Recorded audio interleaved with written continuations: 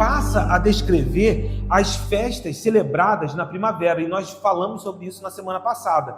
Dos versos 4 ao verso 22, nós lemos sobre a Páscoa, sobre a festa dos pães asmos, sobre a festa das primícias, Pentecostes ou festa das semanas, e nesse ponto, hoje, onde nós acabamos de ler, a partir do verso de número 23, nós passaremos a sondar as festas que eram celebradas no outono. Israel está no hemisfério norte, então as estações estão sempre contrárias em relação à nossa. Quando nós falamos, por exemplo, do mês de setembro, aqui para nós é primavera, mas para quem está no hemisfério norte é outono. Quando você vê, por exemplo, na televisão nos Estados Unidos, a gente está no verão e lá eles estão numa nevasca, porque enquanto aqui é verão, lá é inverno. Israel, por estar no hemisfério norte, as estações estão sempre contrárias, né, espelhadas. Enquanto nós estamos no mês de setembro entrando na primavera, lá eles estão entrando no outono pelo fato de estarem no hemisfério norte. Esse segundo bloco de prescrições que nós vamos ver hoje deveria ser comemorado a partir do 7º mês. E isso é muito importante para a gente. O 7º mês era o mês de Tishri, um mês que é equivalente aos nossos meses de setembro e outubro. E isso coincide com o que eu estou dizendo a vocês. Lá, setembro e outubro é outono. O mês de setembro era marcado por eventos que eram importantes no cotidiano da vida do povo.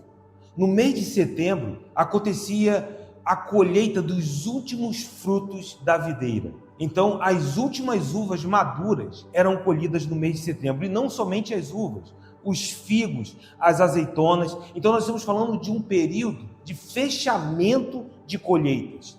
E exatamente nesse mês, no mês de setembro, eram esperadas as primeiras chuvas, as chuvas temporãs, as chuvas que regariam a terra já arada para uma nova semeadura. Então entenda o que eu estou dizendo. Esse mês de setembro era um mês que marcava o fim de um ciclo, de um ano agrícola, porque as últimas frutas, as últimas uvas, figos, azeitonas, fruto da oliveira, eram colhidos nesse mês e com uma expectativa, porque nesse mês também eram esperadas as chuvas temporãs que regariam a terra e se iniciaria um novo ciclo de semeadura.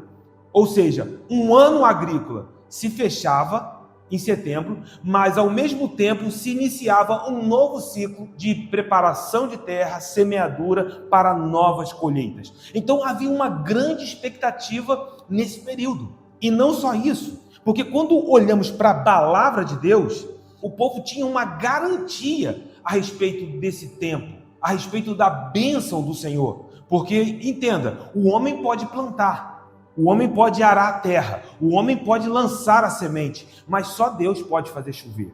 E aí, quando nós olhamos para o livro de Deuteronômio, no capítulo de número 11, nós encontramos uma garantia que o povo tinha a respeito das chuvas no seu tempo previsto. Deuteronômio, capítulo de número 11, versos de número 13 a 15. Olha o que o texto diz. Se diligentemente obedecerdes a meus mandamentos, que hoje vos ordeno, de amar o Senhor vosso Deus e de o servir de todo o vosso coração e de toda a vossa alma, darei as chuvas da vossa terra a seu tempo, as primeiras, a temporã, e as últimas, a serôdia, para que recolhais o vosso cereal e o vosso vinho e o vosso azeite.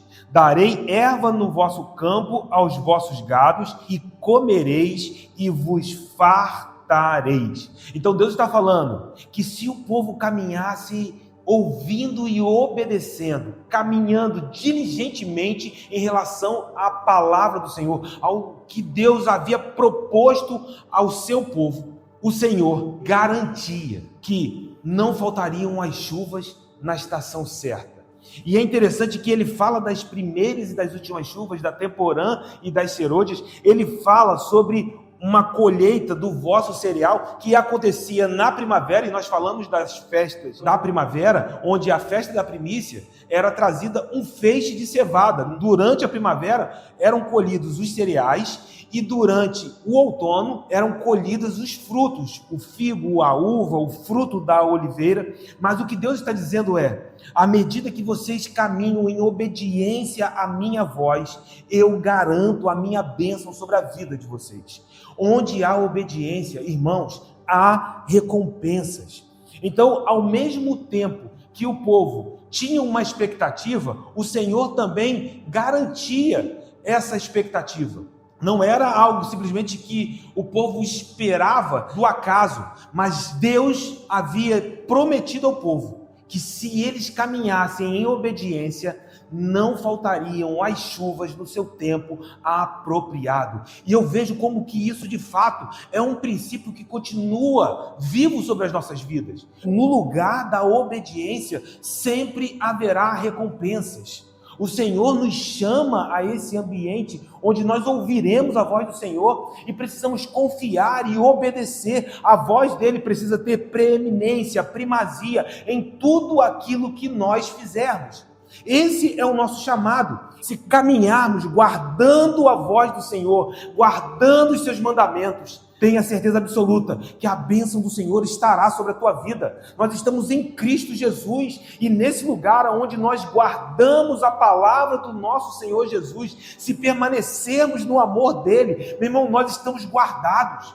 O que a Bíblia diz é que nós já fomos abençoados com toda sorte de bênçãos espirituais em Cristo Jesus. Ou seja, em Cristo, nós estamos nesse ambiente da bênção do Senhor. Mesmo que, olhando para algumas circunstâncias que sejam adversas, tenha certeza que o nosso Deus é doador de toda boa dádiva e todas as coisas cooperam para o bem. Há uma bênção do Senhor em cada momento da nossa jornada, se os nossos corações estiverem nele.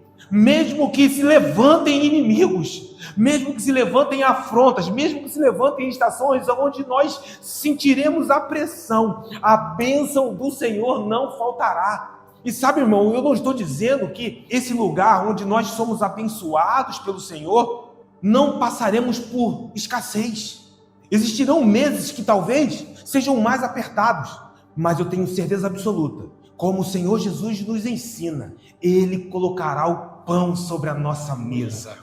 Ele nos vestirá de maneira mais gloriosa do que os lírios do vale, que nem mesmo Salomão, com a sua glória, pôde se vestir como um deles. Meu irmão, nós estamos guardados em Cristo Jesus.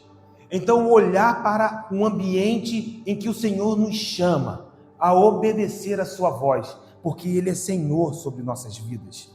Nesse lugar onde há obediência, há recompensas. Essa era a expectativa do 7º mês, do mês de Tishri.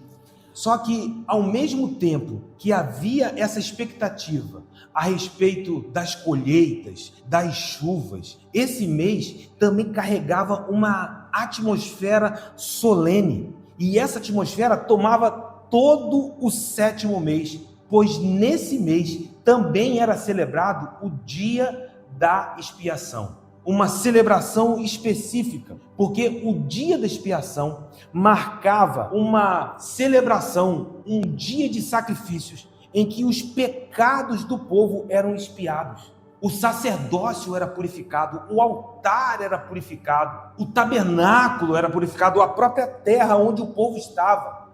Então, esse dia era um dia muito importante, porque nós estamos estudando aqui o livro de Levítico e nós falamos aqui sobre muitas questões que eram praticamente impossíveis de serem observadas. Como você pode ter a certeza absoluta de que você não sentou em uma cadeira em que alguém impuro havia sentado e por desconhecimento você se tornou impuro e você se apresentou no tabernáculo? Você pode entender o que eu estou dizendo? Você vai falar assim: Zeca, não tem como observar isso. Seria um pecado por desconhecimento. E nós vimos aqui que pecado por conhecimento ou desconhecimento diante de Deus continua sendo pecado. Então, como o povo lidaria com isso? O dia da expiação era um dia em que os pecados do povo eram expiados. Todos os pecados. Não só do povo, mas do próprio sacerdócio, até mesmo o próprio sumo sacerdote ofereceria sacrifícios por si mesmo. Então era um dia muito importante, era uma data solene, uma data que marcava o calendário da nação de Israel.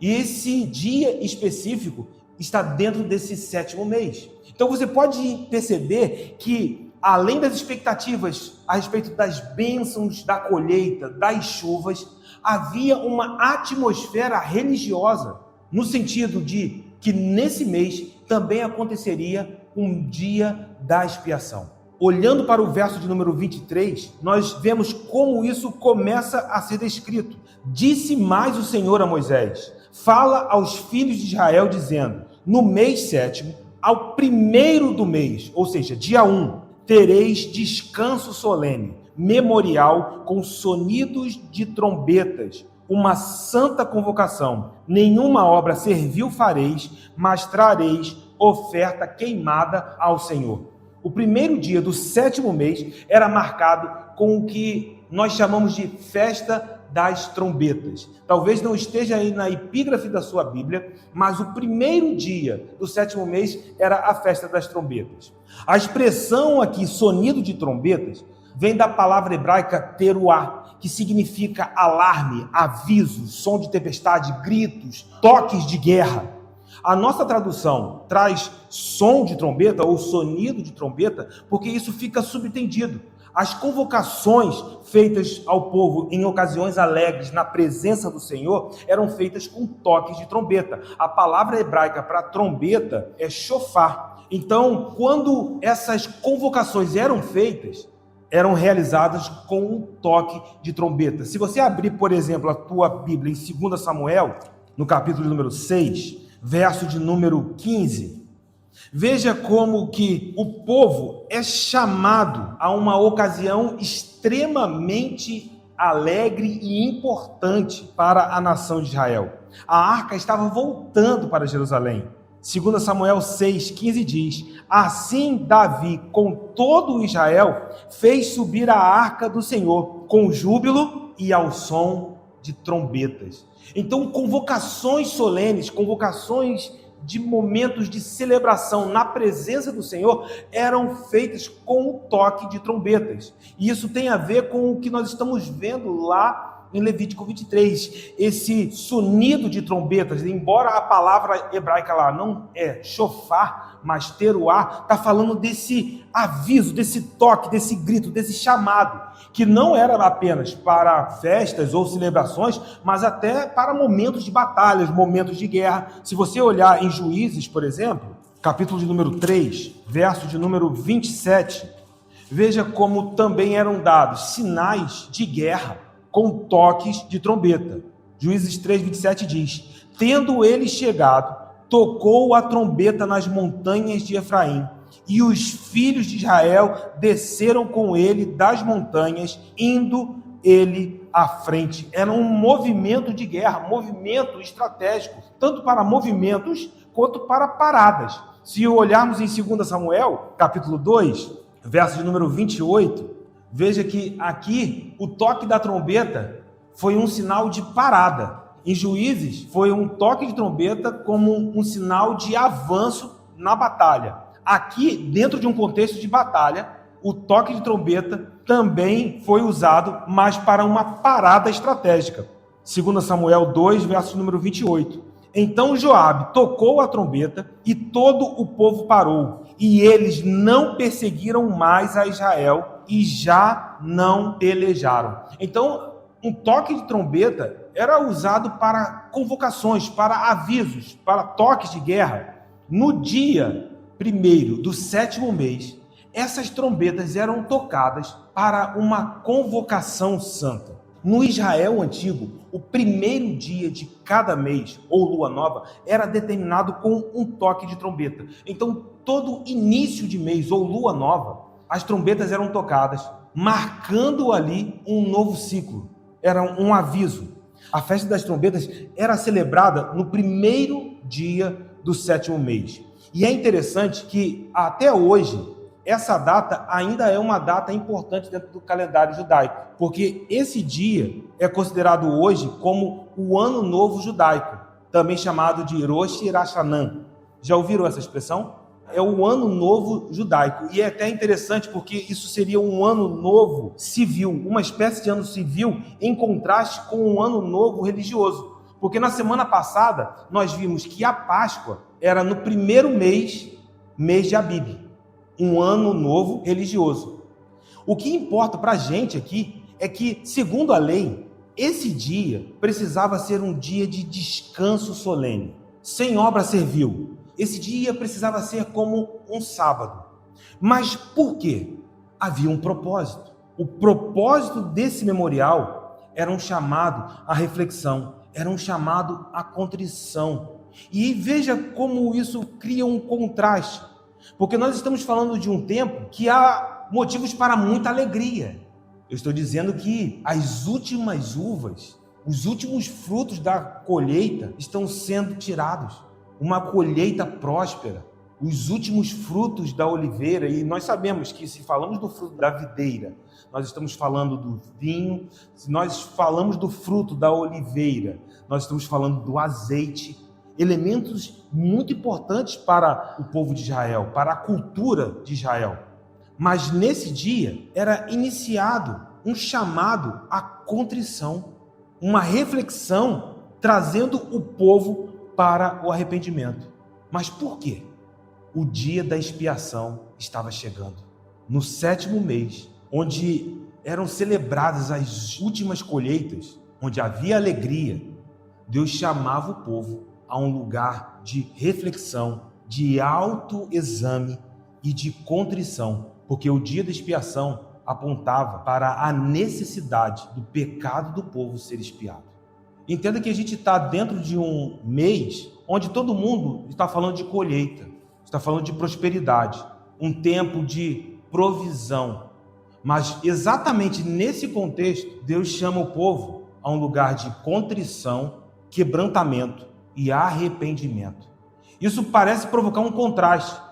Esse ponto que faz com que a atmosfera desse 7º mês seja muito especial. Quando as trombetas eram tocadas no primeiro dia, não era apenas uma festa. O povo começava a preparar o seu coração para o dia da expiação, porque no dia 10 desse mesmo mês aconteceria o dia da expiação.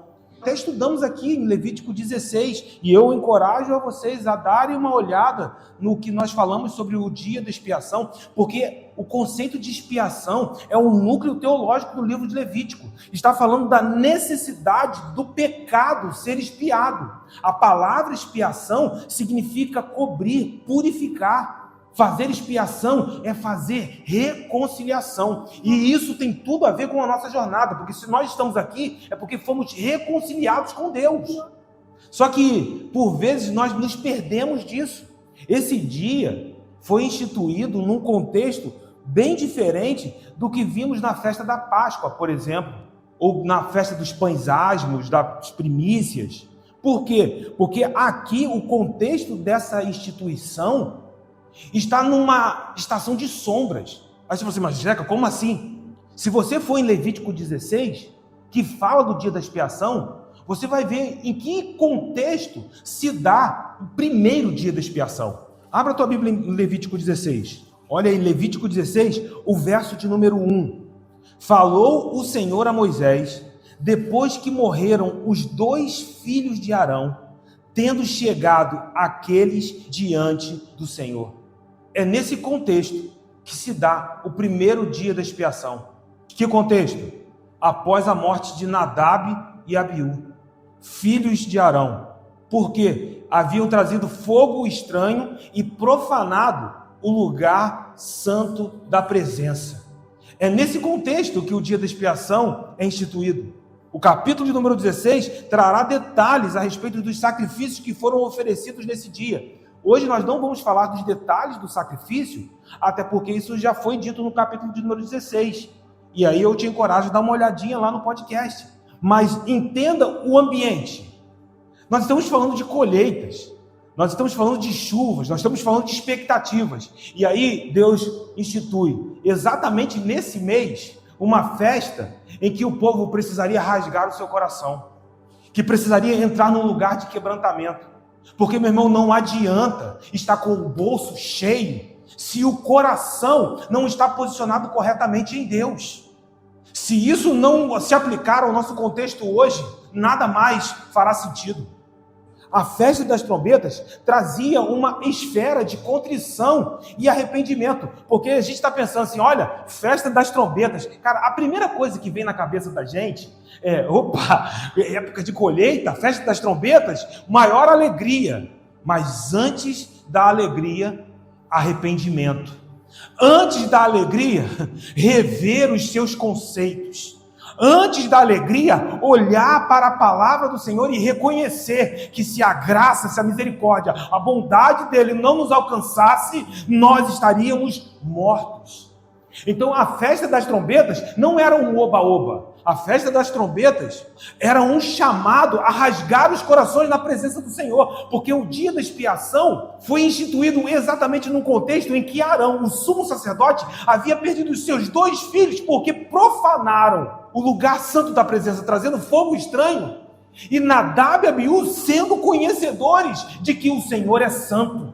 Quando nós olhamos para Levítico 10, Arão vai entender isso na prática, a importância de discernir o santo do profano. E isso continua ainda sendo um princípio vivo nos dias de hoje. Então a festa das trombetas trazia o povo para uma atmosfera de arrependimento. O dia 10 seria um dia de afligirem a sua alma, de olhar para si e dizer, Senhor, miserável homem que sou, preciso da tua misericórdia, preciso do teu perdão, preciso da tua intervenção, porque se de fato Jesus não tivesse morrido na cruz do Calvário, nenhum de nós estaríamos aqui hoje. Essa oração continua viva, não porque hoje estamos submetidos a sacrifícios de sangue de animais, mas nós estamos submetidos ao sacrifício que foi vertido na cruz do Calvário, um sangue que escorreu pelo madeiro e que nos alcançou e nos purifica de todos os nossos pecados. Então, quando você olha para Levítico 23, a partir do verso número 26, o texto diz, disse mais o Senhor a Moisés, mas aos 10 deste mês 7º, será o dia da expiação. Tereis santa convocação e afligireis a vossa alma. Trareis oferta queimada ao Senhor. Agora você pode entender? Se nós lêssemos apenas os versos 23, 24 e 25, festa das trombetas, olha, é um feriado, é uma santa convocação, é um sábado solene, mas aí Deus continua logo na sequência do texto, mas entenda o que está por vir, e o que está por vir é um dia em que pecados serão expiados, e vocês precisam entender o impacto disso. A alma de vocês precisa sondar o que acontecerá nesse dia. Em Isaías 58, essa expressão afligir a alma é associada ao jejum. Porque, de fato, quando nós entramos em um lugar de jejum, nós estamos abatendo o nosso próprio desejo, a nossa própria carne. Nós estamos enfraquecendo a nossa carne. Esse dia festivo, o dia da expiação, é uma das datas no calendário do Antigo Testamento que forneceu vislumbres muito profundos a respeito da obra de Jesus Cristo na cruz do Calvário. Porque na cruz do Calvário, nós vemos esse dia sendo levado ao máximo, levado à sua consumação. Quando nós olhamos para a cruz do Calvário, nós vemos esse dia sendo completamente superado para sempre. Ao olhar para a cruz do Calvário, nós encontramos o Cordeiro de Deus e o sangue que faz a expiação pelos nossos pecados. Porque, meu irmão, sem derramamento de sangue, não há perdão de pecados. E eu não estou falando aqui de um texto do Antigo Testamento não, tá? Eu estou citando Hebreus, na Nova Aliança. Foi necessário um sacrifício. Agora, vamos comparar aqui 2 textos. Vá a Levítico 16, verso 30 a 33. Está falando do dia da expiação. Ou seja, isso está em paralelo com Levítico 23. Olha o que o texto diz. Porque naquele dia o 10º dia do 7º mês, se fará expiação por vós, para purificar-vos, e sereis purificados de todos os vossos pecados perante o Senhor. É sábado de descanso solene para vós outros, e afligireis a vossa alma. É estatuto perpétuo. Quem for ungido e consagrado para oficiar como sacerdote no lugar de seu pai, fará expiação, havendo posto as vestes de linho, as vestes santas. Fará expiação pelo santuário, pela tenda da congregação, pelo altar, também a fará pelos sacerdotes e por todo o povo da congregação. Ou seja, nós estamos falando aqui da mesma coisa que está sendo dito lá em Levítico 23. Mas eu quero comparar esse texto aqui com Hebreus, capítulo de número 9. Olha o verso de número 2.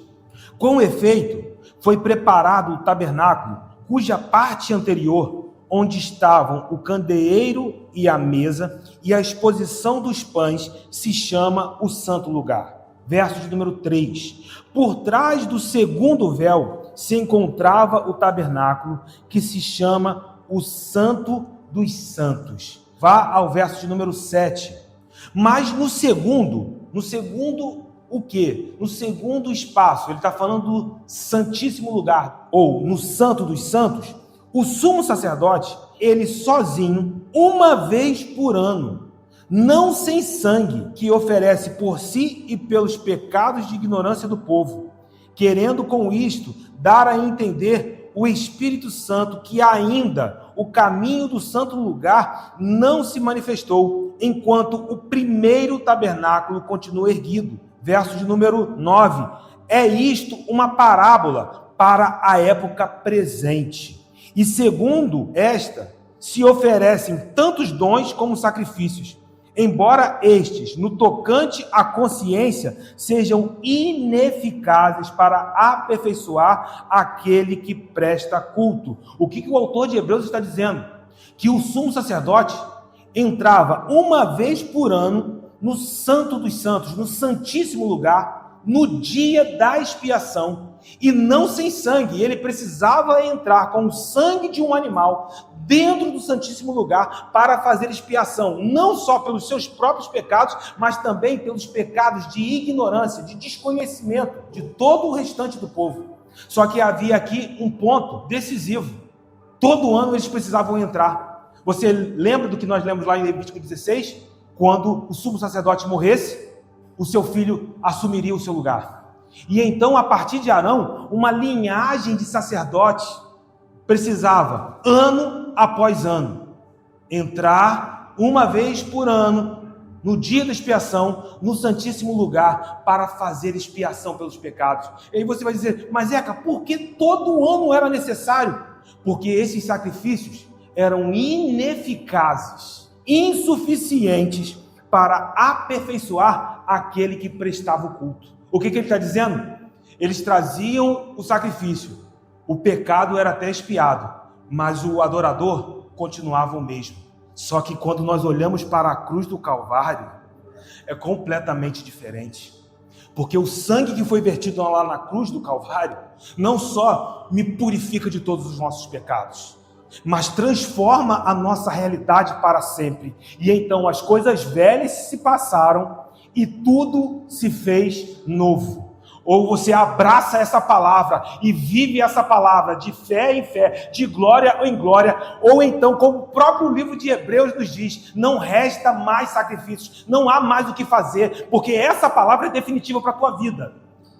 E o autor de Hebreus está nos esticando, porque nesse lugar onde os sumos sacerdotes entravam ano após ano, morria um, assumia o filho, entrava outro, e sempre trazendo sangue de um animal para o Santíssimo Lugar. Essas ordenanças eram baseadas na carne, baseadas somente em comidas. Isso é o que está no texto, em Hebreus 9:10. Eram baseadas em bebidas, diversas oblações impostas até ao tempo oportuno de reforma. Isso foi só para um tempo, porque agora nós podemos olhar para a cruz E você precisa abandonar a sombra para abraçar a imagem real, porque Jesus Cristo é o sumo sacerdote, mediador desses bens já realizados. Nós somos nova criatura em Cristo Jesus. Agora, eu quero que você sinta um contraste, porque nós estamos falando do 7º mês, tempo de festa, porque havia colheita, havia prosperidade, provisão, celeiros cheios.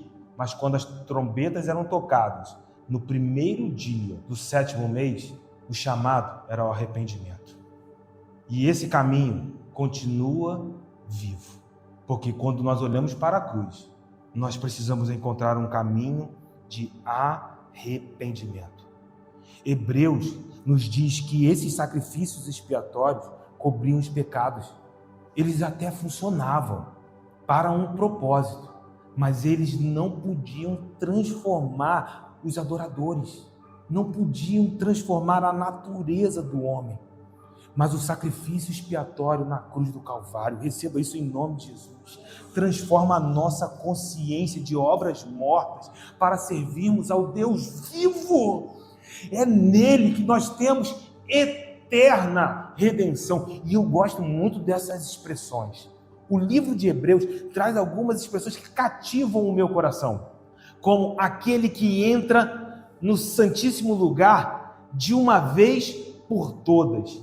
E o livro de Hebreus também tem a expressão, aquele que opera eterna redenção. O que isso quer dizer? É que nós fomos redimidos para sempre. Eu amo a maneira como o livro de Hebreus nos apresenta a suficiência da obra da cruz de maneira decisiva. Dentro do próprio capítulo 9 de Hebreus, se você ler os versos de 11 a 15, veja que o autor prossegue na sua linha de pensamento. Ele diz: quando, porém, veio Cristo como sumo sacerdote dos bens já realizados, mediante o maior e mais perfeito tabernáculo, não feito por mãos, quer dizer, não desta criação, não por meio de sangue de bodes e de bezerros, mas pelo seu próprio sangue, entrou no Santo dos Santos, uma vez por todas, tendo obtido eterna redenção. Se estamos em Cristo, nós já estamos assentados com o Cristo nas regiões celestiais. Verso de número 13. Portanto, se o sangue de bodes e de touros e a cinza de uma novilha, aspergidos sobre os contaminados, os santificavam quanto à purificação da carne, olha o que o autor de Hebreus está dizendo. Ele não está dizendo que aquilo não tinha nenhum propósito ou funcionalidade. Ele está dizendo, naquele período, para aquela ocasião, naquela situação, esses sacrifícios, eles de fato santificavam, funcionavam com um propósito, traziam ali uma purificação dos pecados. Mas, se o sangue de um animal fazia isso, olha o verso 14, muito mais o sangue de Cristo, que pelo Espírito eterno a si mesmo se ofereceu sem mácula a Deus, muito mais esse sangue purificará a nossa consciência de obras mortas para servirmos ao Deus vivo. E aqui eu quero mostrar a vocês que a atmosfera da festa das trombetas e do dia da expiação contém princípios que continuam vivos hoje.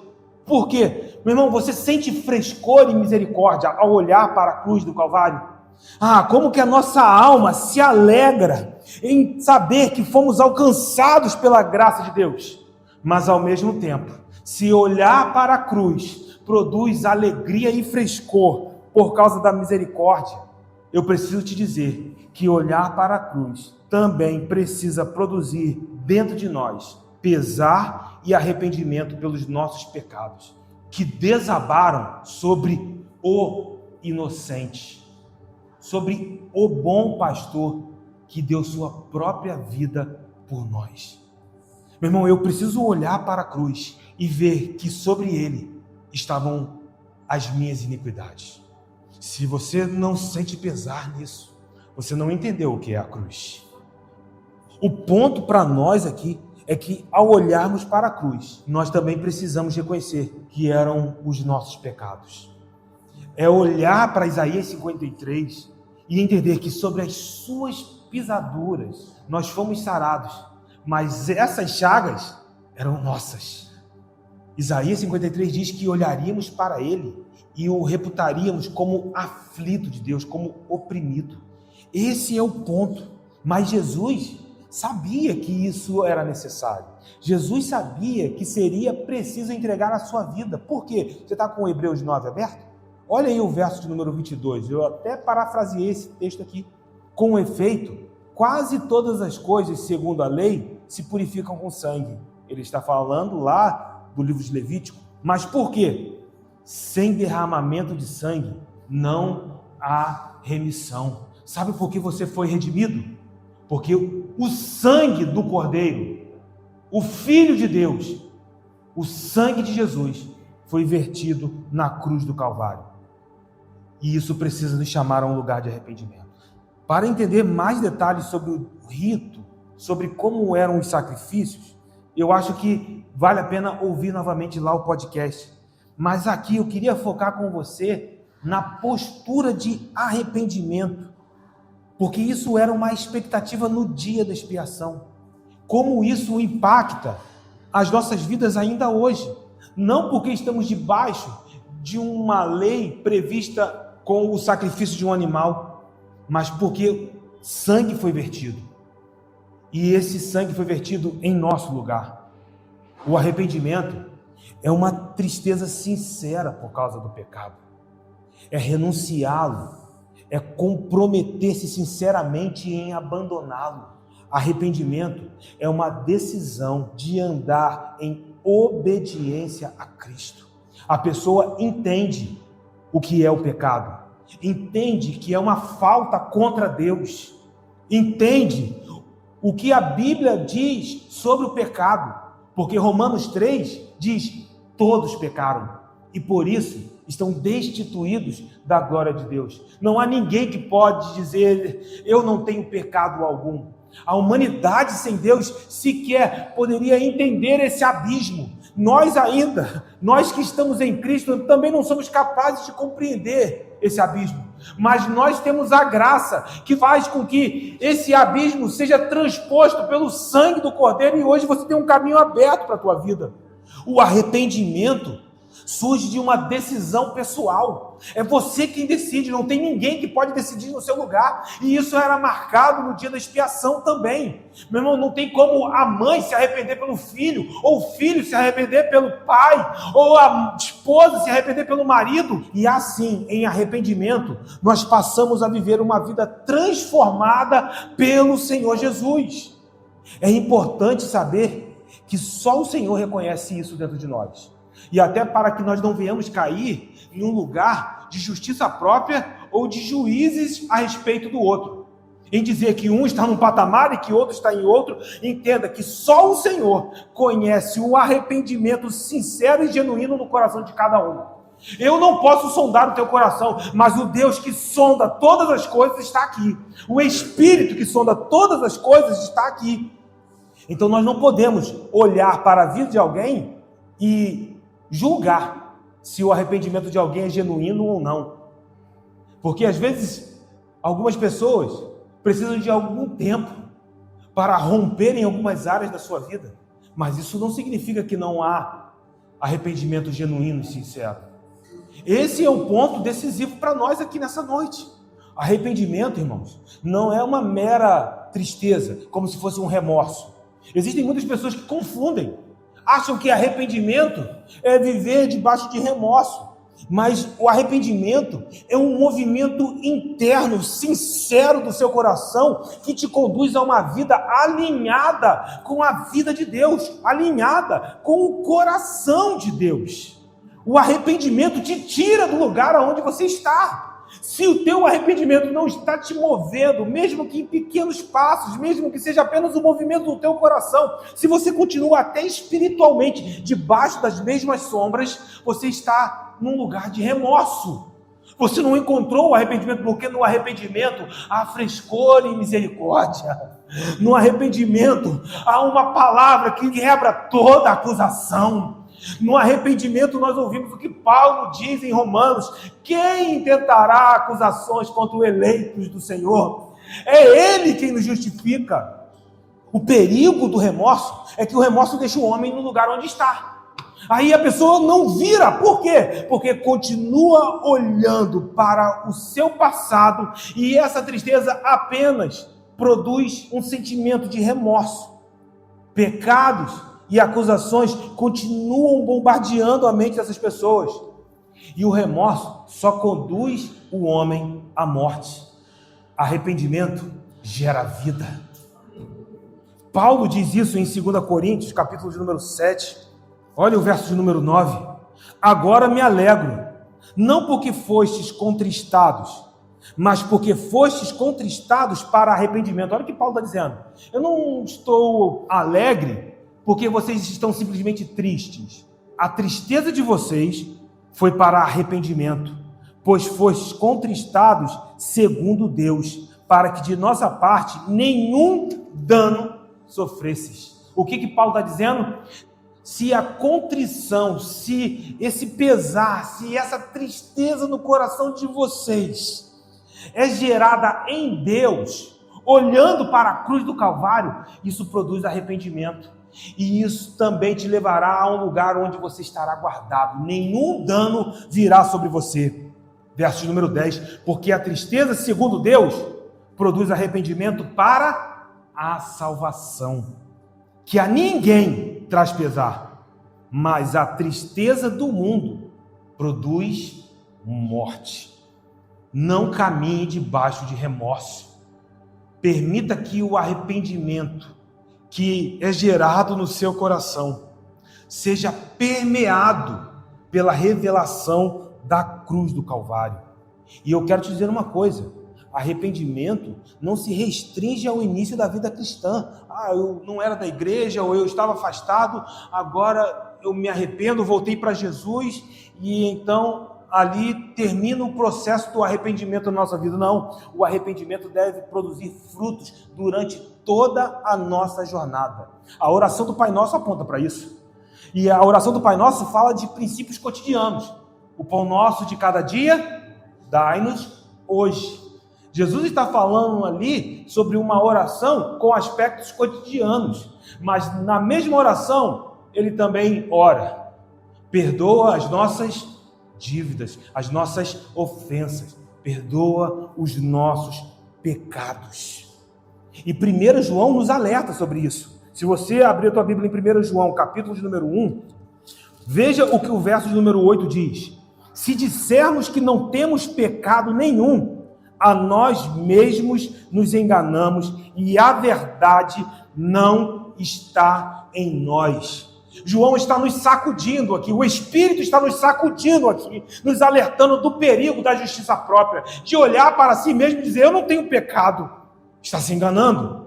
Mas se reconhecemos os nossos pecados e nos arrependemos, eu quero te dizer que há boas notícias. E João prossegue, porque ele diz: mas se confessarmos os nossos pecados, ele é fiel e justo para nos perdoar os pecados e nos purificar de toda injustiça. Precisamos reconhecer isso todos os dias nas nossas vidas. Abra a tua Bíblia no livro de Provérbios, no capítulo de número 28, verso de número 13.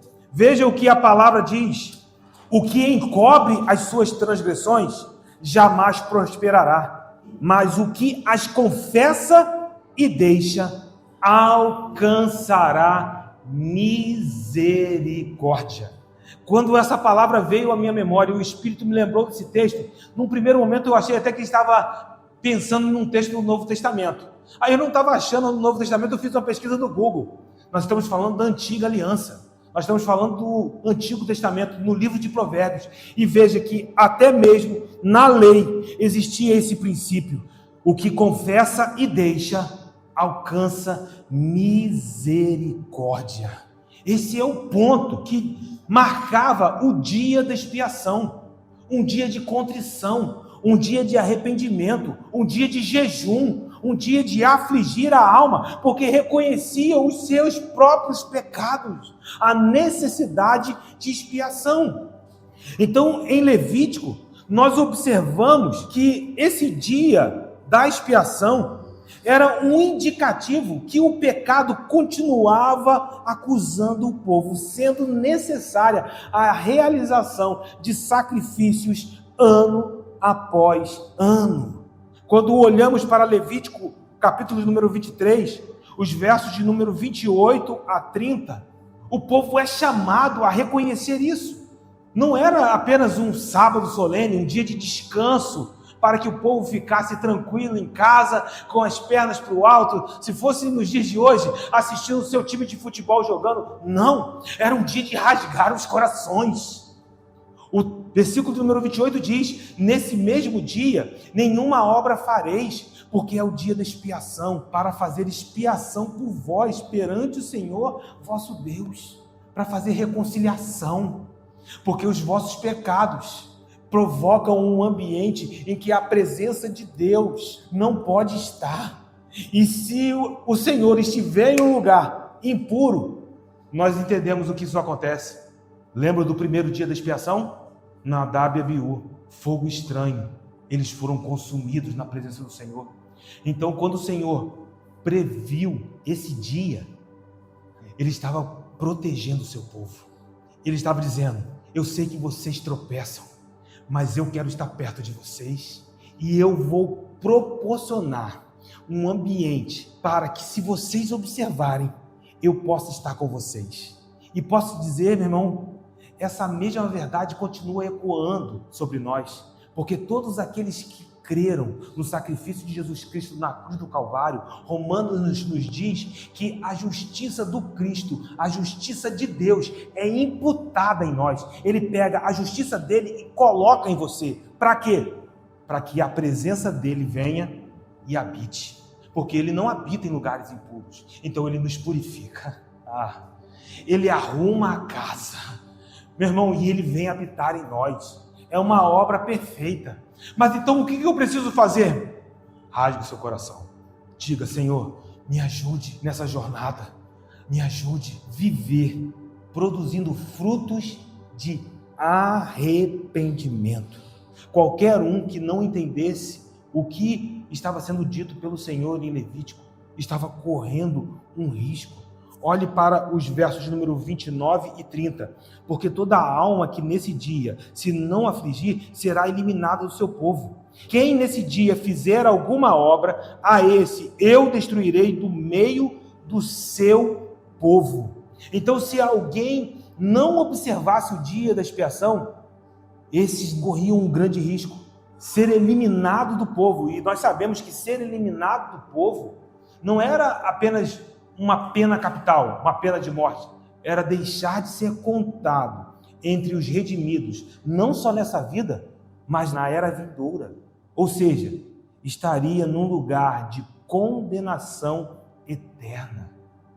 Versos de número 31 e 32 dizem: nenhuma obra fareis, é estatuto perpétuo pelas vossas gerações em todas as vossas moradas. Sábado de descanso solene vos será. Então, afligireis a vossa alma aos 9 do mês.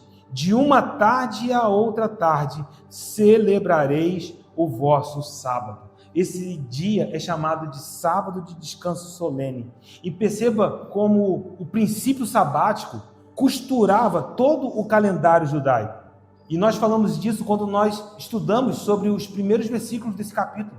Um princípio de descanso e confiança em Deus. Quando olhamos para o livro de Levítico, eles precisavam se lembrar anualmente, no dia da expiação, e confiar na misericórdia de Deus, na bondade do Senhor. Isso era um dia por ano. Você precisa entender que a realidade agora alcança o seu clímax, o seu ápice, porque lá era um dia no ano, e hoje nós devemos lembrar todos os dias. Todos os dias nós precisamos olhar para a cruz, o sangue de Jesus que foi vertido no Calvário e nos purificou de todos os nossos pecados. Isso precisa estar vivo na nossa mente todos os dias. Então, quando eu olho para a graça, eu vejo que a régua sobe, porque os nossos pecados foram perdoados, mas a nossa natureza foi transformada. Nós não somos mais o velho homem, nós somos nova criatura. A nossa consciência morta foi renovada para que hoje nós pudéssemos desfrutar da vida de Deus para sempre. Irmão, esse é o Evangelho, essas são as boas novas. É isso que marca a nossa jornada. Não caminhe debaixo de sombras, pelo amor de Deus. Hoje, a luz de Cristo brilha não só sobre nós, mas através de nós. Nós somos a luz do mundo. Então, olhar para o dia da expiação, festa das trombetas, meu irmão, não é oba-oba, é rasgar corações. Por quê? No 10º dia, era o dia da expiação. E aí, quando você olha para a sequência do texto, olhe para os versos 33 e 34. Disse mais o Senhor a Moisés: fala aos filhos de Israel, dizendo: aos 15 dias deste mês 7º, será a festa dos tabernáculos ao Senhor, por 7 dias. Então, após o dia da expiação, que acontecia no 10º dia, passavam 5 dias, no dia 15, seria a festa dos tabernáculos, em algumas versões, a festa das cabanas. Era uma festa ao Senhor. Olhe para os versos 35 e 36. Ao primeiro dia haverá santa convocação. Nenhuma obra servil fareis. 7 dias oferecereis ofertas queimadas ao Senhor. Ao dia 8º tereis santa convocação e oferecereis ofertas queimadas ao Senhor. É reunião solene. Nenhuma obra servil fareis. Eram 7 dias de festa, em que o primeiro e o último dia eram santas convocações, muito semelhante à festa dos pães asmos. Lembra, na semana passada, quando nós falamos que o primeiro dia e o último dia da festa dos pães asmos eram santas convocações e que nenhuma obra servil deveria ser feita? A festa do tabernáculo carregava a mesma nuance. O primeiro e o último dia eram dias solenes, dias em que nenhum trabalho deveria ser feito. E é interessante que quando olhamos para Números 29, dos versos 12 a 38, nós temos um detalhamento das ofertas que eram trazidas para cada dia da festa dos tabernáculos. E eu não vou ler toda essa porção, mas eu gostaria de olhar alguns versículos de Números 29 com você. Números 29, versos de 12 a 38. Não leremos todo o texto, mas observe aqui como as ofertas e sacrifícios são detalhados. Aos 15 dias do 7º mês, ou seja, nós estamos falando da festa dos tabernáculos, tereis santa convocação. Nenhuma obra servil fareis, mas 7 dias celebrareis festa ao Senhor. Por holocausto em oferta queimada de aroma agradável ao Senhor, oferecereis 13 novilhos, 2 carneiros, 14 cordeiros de 1 ano, serão eles sem defeito. Pela oferta de manjares de flor de farinha amassada com azeite, 3 décimas de 1 efa para cada um dos 13 novilhos, 2 décimas para cada um dos 2 carneiros e 1 décima para cada um dos 14 cordeiros. Um bode para oferta pelo pecado, além do holocausto contínuo, a sua oferta de manjares e a sua libação. Mas deixa eu chamar a tua atenção, isso é só no primeiro dia. Verso número 17. No segundo dia, oferecereis 12 novilhos, 2 carneiros, 14 cordeiros de 1 ano, sem defeito, com a oferta de manjares e as libações para os novilhos, para os carneiros e para os cordeiros, conforme o seu número, segundo o estatuto, e assim vai. Versículo de número 20. No terceiro dia, versículo de número 23. No quarto dia, versículo de número 26. No quinto dia, verso de número 29. No sexto dia, verso de número 32. No 7º dia, ou seja, você pode entender o ambiente de abundância dessa festividade.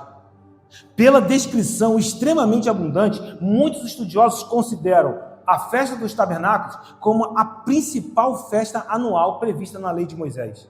A festa das primícias marcava o início da safra dos cereais, mas a festa dos tabernáculos marcava o fim da colheita dos frutos.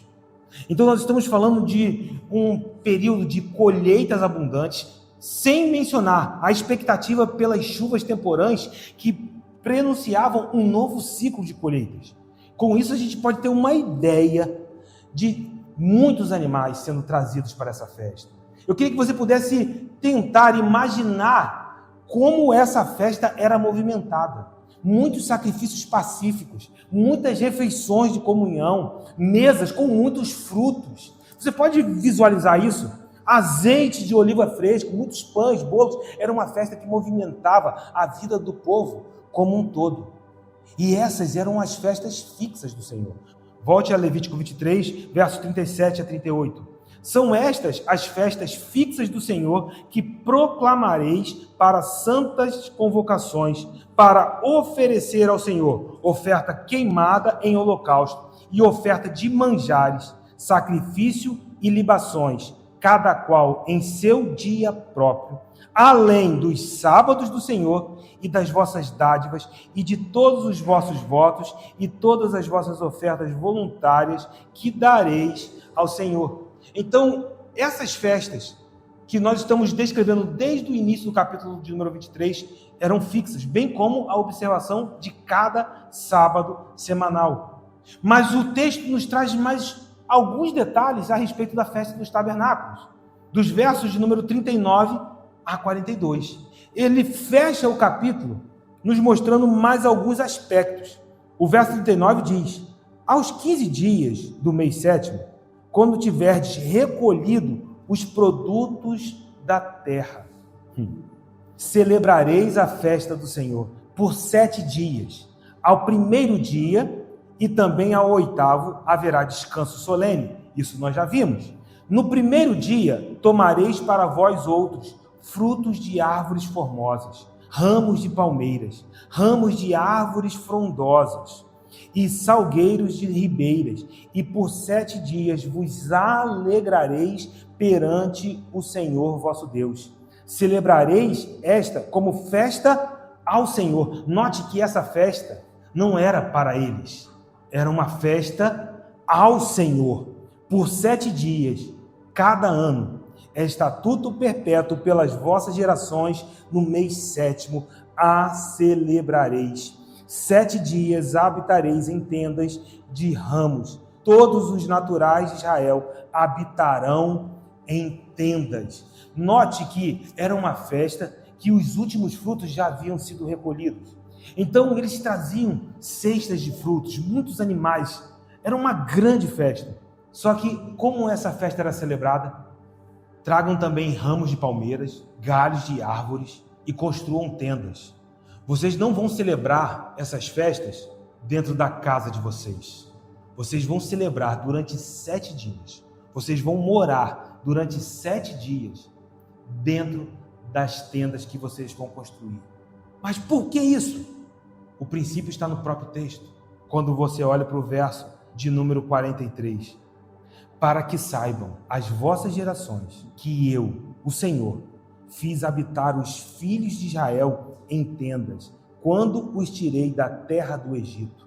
Eu sou o Senhor vosso Deus. Aqui está o princípio. É uma festa extremamente abundante, muito próspera. Mas o princípio é: vocês habitaram em tendas no deserto como peregrinos. Quem sustentou vocês lá naquele deserto? O Senhor. O Senhor que sustentou vocês no deserto não pode ser esquecido no período da prosperidade. Vocês precisam lembrar que o Senhor sustentou o povo no deserto e ele não muda. Se o fruto da terra está sendo dado na sua estação própria, porque eu sou o Senhor que faz a chuva descer sobre vocês. Sabe, por vezes nós esquecemos de ser gratos a Deus todos os dias. Eu quero declarar sobre as nossas vidas um chamado.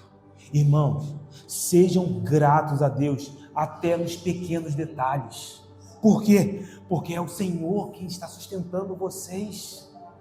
Então, louve ao Senhor. Pode ser uma pequena conquista, pode ser um pequeno avanço, pode ser o teu café da manhã, o ar que você respira. Irmão, o Senhor tem me ensinado a orar, olhando para os pequenos detalhes, e algo foi revelado ao meu coração. O Espírito tem me ensinado a encontrar as grandezas de Deus nos pequenos detalhes. E eu declaro essa palavra sobre as nossas vidas, que nos pequenos detalhes das nossas vidas, as grandezas do Senhor sejam reveladas. Porque, o povo se esquece, o povo tem a tendência a se esquecer, e isso é inerente ao coração humano. Se nós deixarmos de olhar para a cruz, lembra? Festa das trombetas, arrependimento, dia da expiação. Se deixarmos de olhar para a cruz, nós nos envolveremos nos desejos dos nossos próprios corações, nas nossas próprias lamúrias, e ficaremos pelo meio do caminho, ou até mesmo no meio das conquistas, nós nos perderemos da bênção do Senhor, e a bênção do Senhor, que era para ser vida, se tornará morte em nossa jornada. Deus avisou o povo de Israel a respeito disso. Olhe na tua Bíblia, em Deuteronômio, capítulo de número 8, nos versos 11 e 12. Guarda-te, não te esqueças do Senhor, teu Deus, não cumprindo os seus mandamentos, os seus juízos e os teus estatutos que hoje te ordeno, para não suceder que depois de teres comido, meu Deus, depois que você estiver farto, depois de haveres edificado boas casas e morados nela, depois de se multiplicarem os seus gados, os teus rebanhos, e se aumentar a tua prata e o teu ouro, e ser abundante de tudo quanto tens, se eleve o teu coração e te esqueças do Senhor teu Deus, que te tirou da terra do Egito, da casa da servidão. Deuteronômio faz uma observação pertinente a respeito da tendência do coração humano em se esquecer de Deus. Quando o povo entrasse na terra prometida, em Canaã, eles não poderiam se perder nas bênçãos do Senhor. Mas quando nós lembramos do que estudamos no livro do profeta Oséias, nós vimos que foi exatamente o que o povo fez, o que aconteceu. Israel se perdeu na idolatria dos cananeus, olhavam para Baal e diziam que Baal era o Deus da fertilidade. O povo foi chamado para ser santo, mas Israel se tornou como as outras nações, como os outros povos. Eu quero te dizer, o chamado à santidade, irmãos, continua vivo. 1 Pedro nos chama: sede santos, porque eu, o Senhor, sou santo. Israel não guardou Levítico 23. E o pior, até faziam as festas. Meu Deus! Até era comemorado todo ano. Havia uma correria, mas o coração do povo estava distante dos princípios. Meu irmão, não adianta fazer a festa se o coração não estiver alicerçado nos princípios. Podem até fazer as festas, mas quebrou o princípio, será quebrado pelo princípio.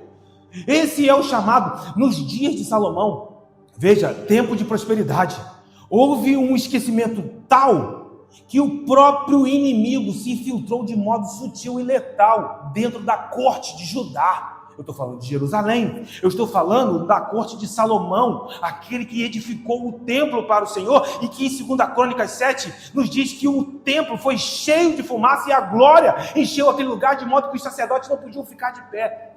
O que aconteceu? Salomão se esquece do Senhor, se casa com uma filha de Faraó. Meu irmão, o que eu estou dizendo? Salomão traz o Egito para dentro de Jerusalém, para dentro da corte.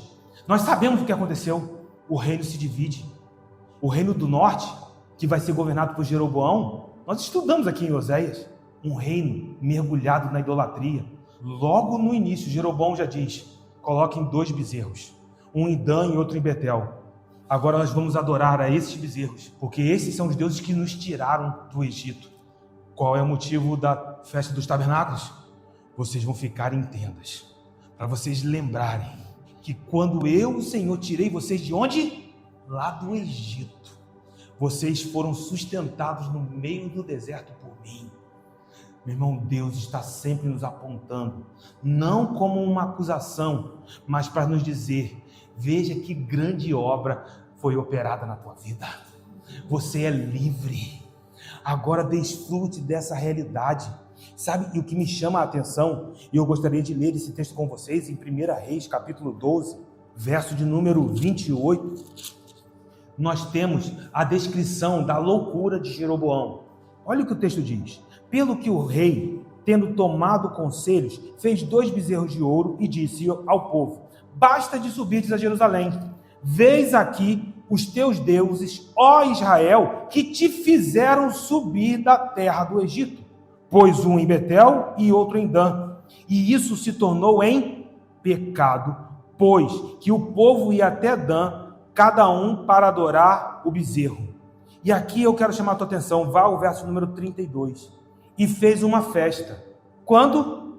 No 8º mês, no 15º do mês, igual à festa que se fazia em Judá. Peraí, você está entendendo o que o texto está dizendo?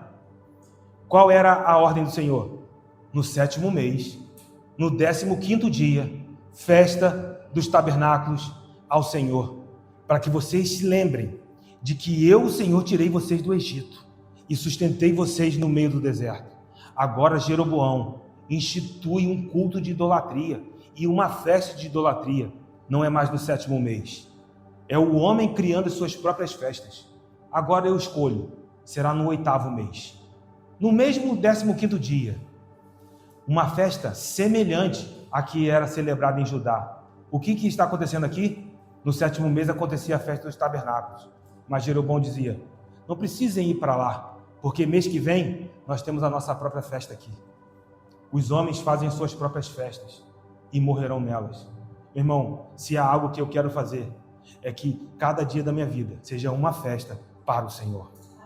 Entenda algo: Israel falhou em guardar o seu coração em Deus. Mas há uma mensagem para nós nisso. Porque quando nós olhamos para o Antigo Testamento, isso não é apenas história. Foi deixado para nós como exemplo. Paulo diz isso. Isso foi deixado para nós como uma lição. Isso se aplica a nós aqui hoje. Porque se na Páscoa Israel se lembraria da libertação do Egito, na festa das cabanas eles se lembrariam que o Senhor sustentou o povo no meio do deserto, essa base correta fornece um princípio para nós aqui hoje. Meu irmão, na Páscoa, todos os dias nós lembraremos do Cordeiro de Deus que nos alcançou na cruz do Calvário. Todos os dias é Páscoa, trazendo a nossa libertação do império das trevas. E hoje você está posicionado no reino do Filho amado. Mas não só isso. Se os tabernáculos, a festa das cabanas, apontavam para um Deus que sustentou o povo no meio do deserto, eu quero te dizer que nós devemos nos lembrar também de que todos os dias, igualmente, é tabernáculos para nós. Por quê? Porque o Senhor está te sustentando aqui como peregrinos, meu irmão. Eu não faço parte dessa terra. A minha cidadania é celestial. A nossa pátria está nos céus, de onde nós aguardamos o nosso Redentor. Posso dizer uma coisa? Tudo que nós temos aqui é só cabanas, porque chegará um dia em que nós receberemos uma morada nos céus. Jesus disse para os seus discípulos: olha, eu estou indo para o Pai e eu vou preparar-vos lugar. Na casa do meu Pai há muitas moradas. Deus está te chamando a um lugar de confiança no Senhor. Tudo que temos aqui passará. Independente da estação que você está enfrentando, escassez ou abundância, seja grato ao Senhor. Lembre-se de Filipenses 4,13. Posso todas as coisas naquele que me fortalece, mas não esqueça do contexto, seja na abundância ou na escassez. Quando eu tenho ou quando eu não tenho, eu sei que o Senhor, Ele está comigo. E aí, para nós fecharmos aqui, talvez seja apropriado respondermos uma última pergunta. Zeca, então nós olhamos aqui o capítulo de número 23, tantas festas, tantas celebrações. Nós precisamos guardar a execução desses calendários para sermos salvos, para sermos abençoados. Porque algumas pessoas até olham para algumas práticas em que festas como essas são celebradas. A minha resposta é absolutamente não. E Paulo exortou os Gálatas, dizendo que depender dessas práticas seria retornar à escravidão do Egito. Abra em Gálatas, capítulo de número 4, versos de 8 a 10. Olhe o que o texto diz. Outrora, porém não conhecendo a Deus, servis a deuses que por natureza não são. Paulo está dizendo, olha, antes de Cristo, vocês estavam servindo a ídolos. Deuses que nem de fato são deuses. São ídolos, não são. Mas agora, meu irmão, receba isso. Verso de número 9. Mas agora que conheceis a Deus, ou antes, sendo conhecidos por Deus, Ele nos conhece aqui nessa noite. Como estás voltando outra vez aos rudimentos fracos e pobres, aos quais de novo quereis ainda escravizar-vos? Guardais dias, e meses, e tempos, e anos. Paulo está dizendo, não faça isso. Se você pensa em celebrar uma festa, na data da festa dos tabernáculos, para ser abençoado, você está voltando para o Egito. Porque agora em Cristo, isso está completamente consumado. Ele já nos assentou nas regiões celestiais, juntamente com o Filho amado. Ele já nos abençoou com toda sorte de bênçãos espirituais em Cristo. Então, irmãos, não precisamos mais seguir calendários. Não voltem ao Egito. Ninguém deve te julgar por causa de comida, de bebida, de festa, de sábado. Colossenses, capítulo número 2, e esse é o último texto que nós leremos aqui. Verso de número 16 e 17, dizem: ninguém, pois, vos julgue por causa de comida e bebida, ou dia de festa, ou lua nova, ou sábados, porque tudo isso tem sido sombra das coisas que haviam de vir. O que nós estamos vendo em Levítico está apontando para algo maior. Porém, o corpo é de Cristo. Aqui, a expressão corpo é a imagem real, o que provoca a sombra é Cristo. Hoje nós podemos olhar para Cristo, e em Cristo nós estamos guardados. Colossenses 3, verso 1. Portanto, se fostes ressuscitados juntamente com Cristo, você está com Cristo? Amém? Você já ressuscitou, você tem a vida eterna com Cristo? Então buscai as coisas lá do alto, onde Cristo vive, assentado à direita de Deus. Pensai nas coisas lá do alto, não nas que são aqui da terra, porque morreste, e a vossa vida está oculta, juntamente com Cristo em Deus. Então, olhe para Cristo e você verá a Páscoa perfeita. Olhe para Cristo e você verá a festa dos tabernáculos perfeita. Olhe para Cristo e você verá o Pentecostes perfeito. Olhe para Cristo e você verá que tudo isso está liberado para você à medida que você se aproxima da cruz em contrição, arrependimento, entendendo que é necessário, irmão, sondar o coração e falar assim: eu posso viver de maneira diferente do que eu vivi ontem, porque há uma liberação de graça para você avançar aqui nessa noite, e é aqui que eu quero orar com você, em nome do Senhor Jesus. Nós podemos avançar nesse lugar. Uma vida de contrição e arrependimento não é mais a marca apenas de um dia, mas é uma marca da jornada daqueles que têm a sua vida escondida em Cristo Jesus. Espírito Santo de Deus, nós oramos nessa noite, porque entendemos, ó Deus, que na cruz do Calvário foi consumada toda a obra que nos posiciona corretamente diante do Pai, assentados, ó Deus, contigo nas regiões celestiais. Jesus, muito obrigado, porque as tuas bênçãos